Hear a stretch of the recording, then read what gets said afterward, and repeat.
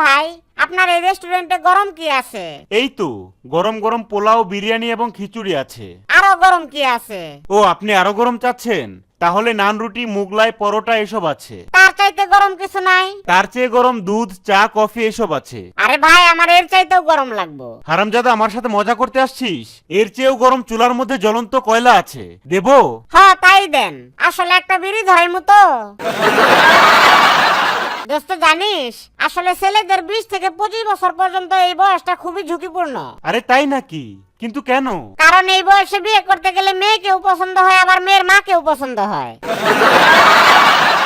দোস্ত, জানিস গতকালকে আমার বউ কুয়ার মধ্যে পড়ে গেছিল। ও তাই নাকি? হ্যাঁ রে, মনে হয় অনেক ব্যথা পাইছে, তাই অনেক চিৎকার করতেছিল। তো এখন কেমন আছে তোর বউ? এখন মনে হয় ভালো হয়ে গেছে, কারণ এখন আর কুয়ার মধ্যে থেকে কোনো শব্দ পাইতেছি না।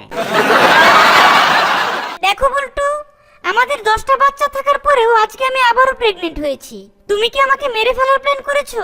আরে দূর পাগলি, মাইরা ফেলানোর প্ল্যান করবো কেন? আমি তো খালি বিয়ের সময় তোমার বাপেরে কথা দিছিলাম যে তোমারে কখনো খালি পেটে রাখবো না।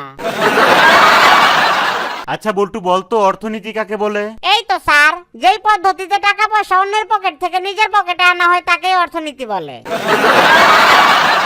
দেখ বল্টু, আমি বেশ কিছুদিন ধরে খেয়াল করেছি তুই একদিনও পড়া পারিস না, আর আজকেও পারিসনি।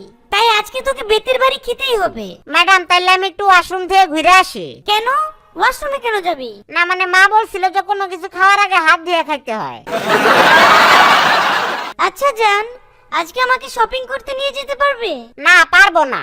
জানি তো, তুমি তো জীবনেও পারবে না। তোমাকে বিয়ে করে আমি কি পেয়েছি? আমি আমার বাপের বাড়িতে অনেক ভালো ছিলাম। আর তোমারে বিয়ে করে মনে হয় আমি পুরো তাজমহল পেয়ে গেছি, তাই না? কি বললে?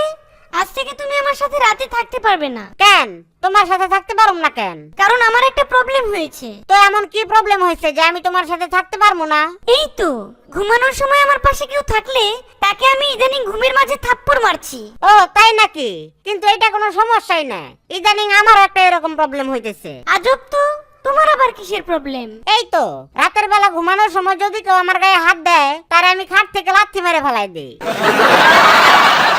দেখো টুনি, আমি প্রত্যেকদিন ভাত খাওয়ার সময় ভাতের মধ্যে পাথর পাই। তো আমি কি করব?